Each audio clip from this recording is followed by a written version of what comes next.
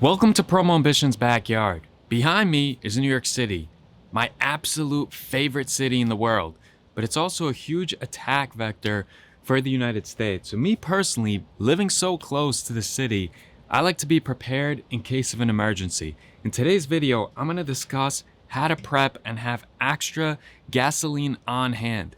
Now, it might be that you don't live next to one of these cities, but maybe you're in an area that has hurricanes or natural disasters, and you don't want to get caught with your pants down, because when emergency strikes, if your gas tank is empty in your car, you can't even go far. So here we'll discuss this Eagle 5-gallon gas tank, where to store it, how to fill it. Do you need fuel stabilizer? If so, how much? Does it go in first? Yada yada. I'm gonna go through everything you could possibly know in order to be prepared and store emergency fuel safely and effectively for that situation that hopefully never comes. But if it does come, you're not gonna be shit out of luck. Some of the reasons that this is my absolute favorite is because it's galvanized steel. It's not like one of these plastic containers that can easily leak. The other nice thing is there's no clunky welding here that could be a vulnerability point for it to leak as well. It has a seamless body. Over here, I'll show you right now, you simply press this to lift the lid. Now, let me remove this funnel, which is a little tight. So I'll just snap that off. And you could see here that when I press this back, this is a self-closing lid, which is nice. There's no way for it to spill. It closes very, very tightly, and the handle is also very comfortable to carry it around. Now this holds 5 gallons. Now before I cover the type of gas to use and fuel stabilizer stuff, let me just point out that you have to be careful about where you store this. You do not want to store it in direct sunlight. You want it to be a cool ventilated area. You don't want it next to anything that is extremely flammable, just in case. You also want to keep it away from children for obvious reasons. Also, I'm someone that unapologetically loves America, and so the fact that it's made in the good old USA in West Virginia is something that I wholeheartedly support. It's definitely not the cheapest one, but I'm gonna include the Amazon link in the description. If you can afford it, I will most certainly get this. Now let's discuss the type of gas that you should put in this.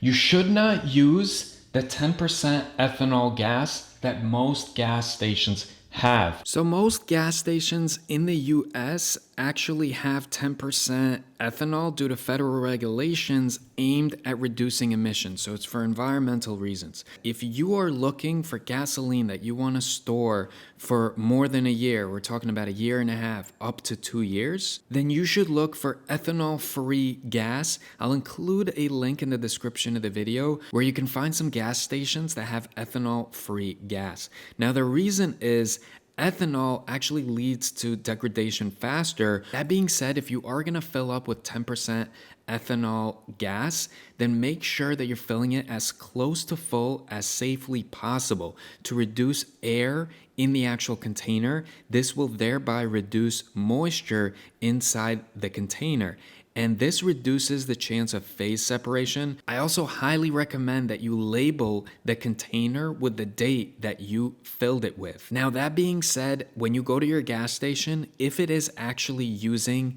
ethanol 10% fuel, it should have a sticker near the pump or somewhere near there that's going to reflect that. If you don't see the sticker, don't just take it at face value, because I went to a local Exxon gas station and they did not have a sticker, so I thought that it was ethanol-free gas. But when I stepped inside and spoke to the owner, he said, oh, the sticker must have fallen off. This is actually 10% ethanol gas, which I thought was extremely misleading.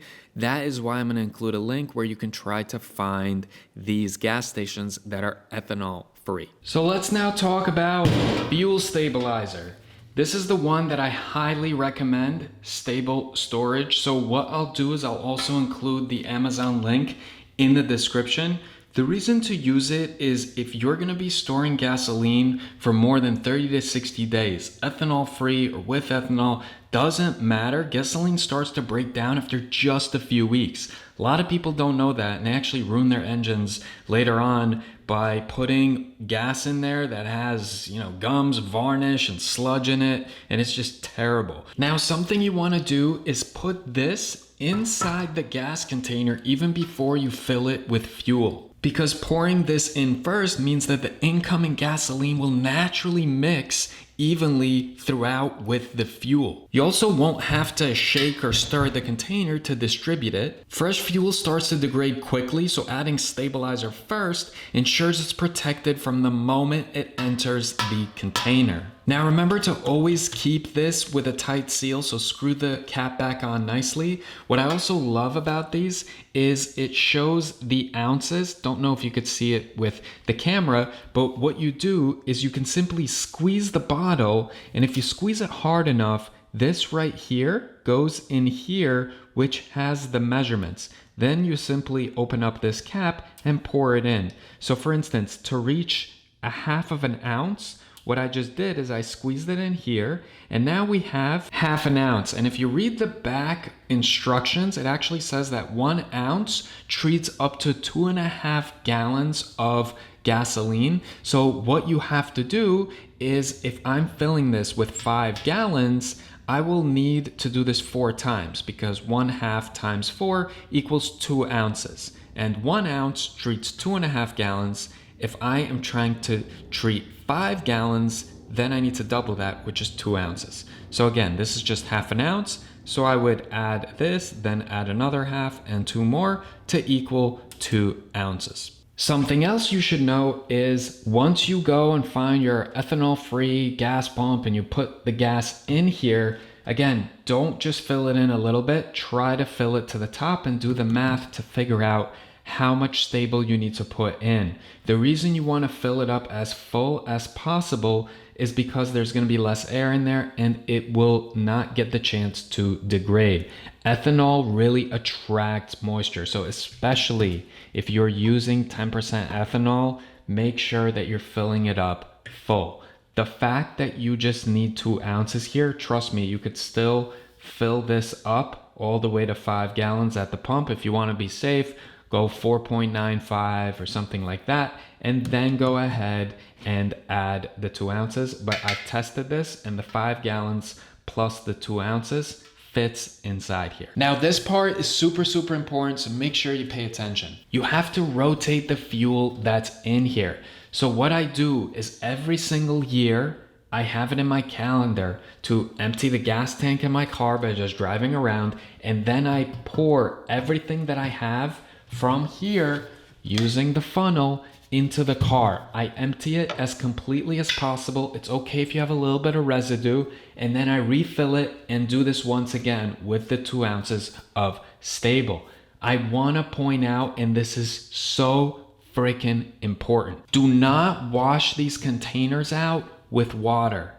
I know people that went ahead and actually washed the container out with water because they wanted to get the old gasoline out of here because they were afraid that it was degraded. Water does not mix well with gasoline. They're not friends. Even tiny amounts can actually cause engine issues. It could promote ethanol phase separation in E10 gas, which is what you typically find in US gas stations. It can also lead to rust in metal containers or engine parts. Even just a few drops of leftover water inside a sealed gas can contaminate the fuel. Drill this into your head. Do not use water to clean these out. If you did put water in this, make sure the container is bone dry before refilling it, but I'm telling you, do not put any water in here. Never rinse it with water. Keep the interior of your gas can dry and clean when it's empty. If it's an old container that had just a tad bit of old fuel, don't stress, because once you add the new fuel and the Sta-bil, it will not be an issue. So I hope you guys learned a lot today. If you did, please use the links that I'm going to include in the description of the video. They help me out if you buy it off my Amazon Associates links. And also, keep safe, don't stress. It's always smart to prepare and be a prepper. Don't be so paranoid that you're not enjoying or living life, but hopefully you learned something today. And if you do know of a person that lives near emergencies like hurricanes, then recommend this video and perhaps they could find it helpful and they could prepare for such a situation. I appreciate all of you, wish you lots of peace in the mind and success in whatever aspect of life you're seeking success in. See you in the next video.